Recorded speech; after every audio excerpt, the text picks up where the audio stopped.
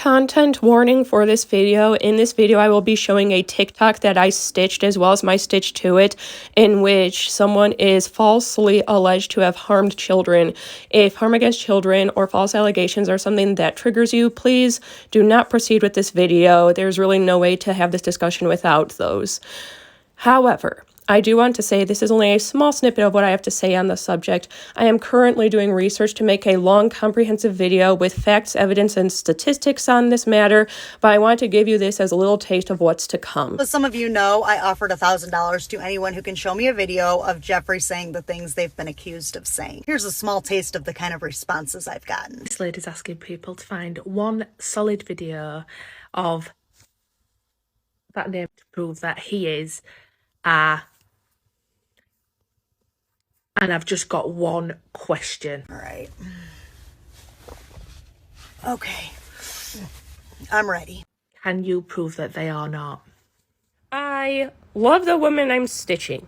I want to make that known right now. This is not about her. It's about the person who responded to her.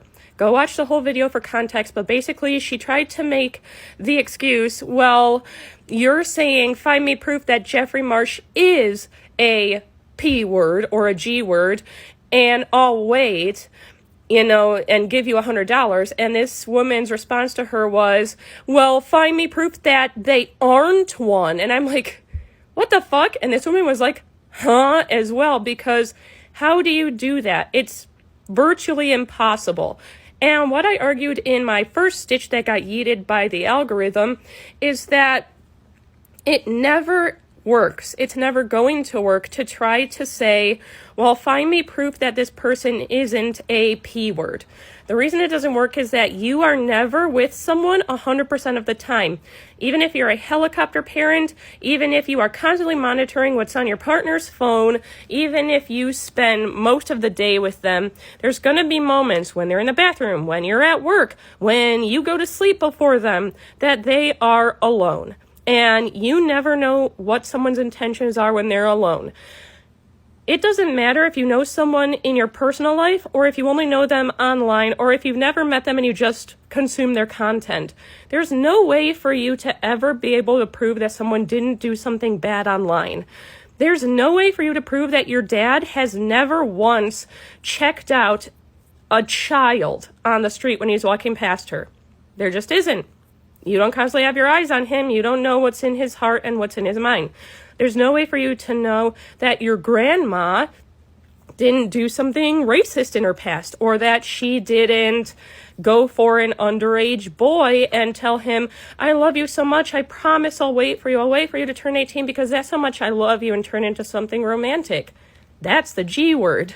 There's no way for you to prove that your best friend has never partaken in online sexual role play with someone who is underage. There's simply no way for you to prove that. You could ask this question of literally anyone on the entire fucking planet right now. Anyone over 18 can be asked, well, how can you prove you're not a P word or a G word?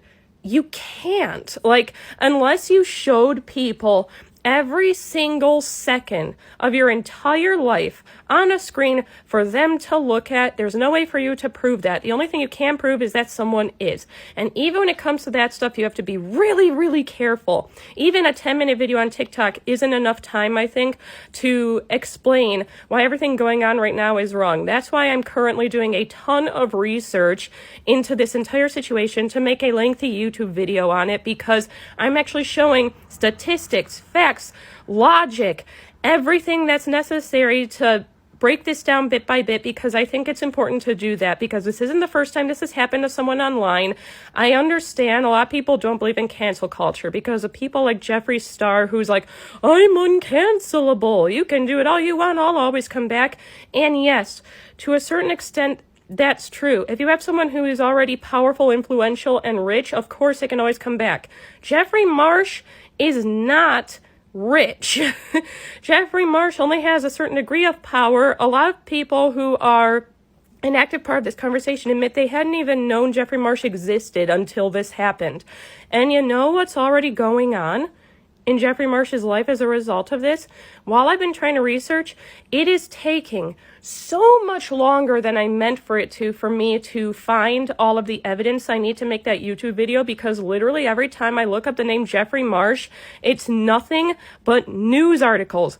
Full-blown news articles from like Newsweek and stuff asking, is Jeffrey Marsh a G word? That's the number one thing that comes up when you Google this person now. Jeffrey Marsh makes a majority of their income and gets a majority of their online fame from being a public speaker. This is a problem.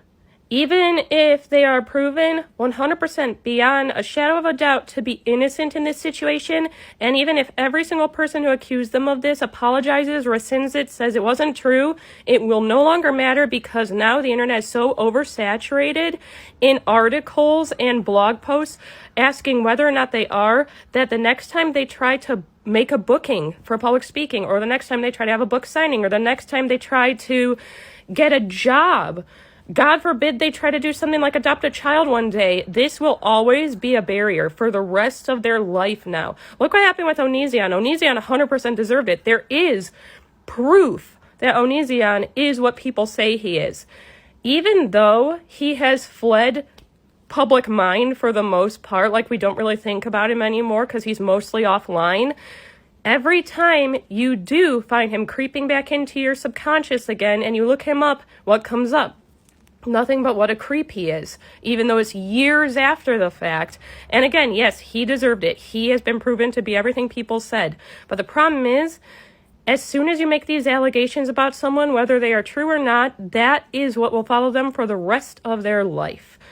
And this is why I'm making the YouTube video that I am about it, because almost everyone is flying into this argument with nothing but heavy emotions, and that's understandable. Regardless of which side of this you stand on, it is an emotional topic. It is good that a majority of the internet wants to protect children and keep them from harm. That is wonderful.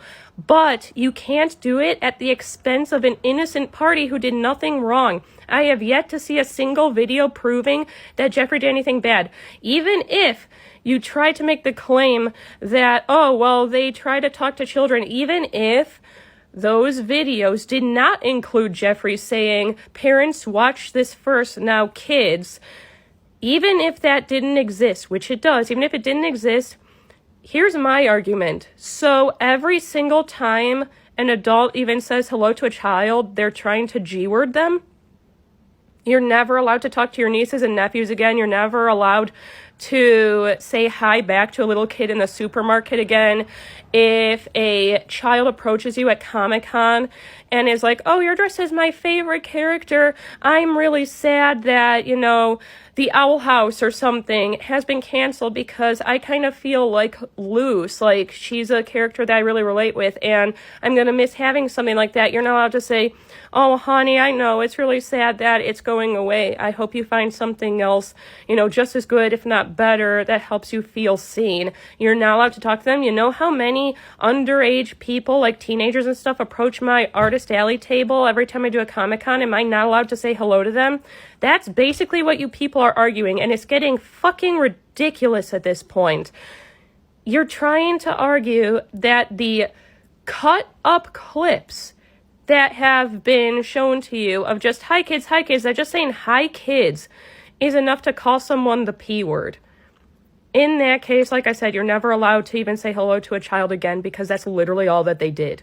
And again, go do your actual research. None of those videos have actually been deleted. They are all on Jeffrey Marsh's TikTok page still. They are under a playlist with easy access to find them. And the Patreon is for 18 plus.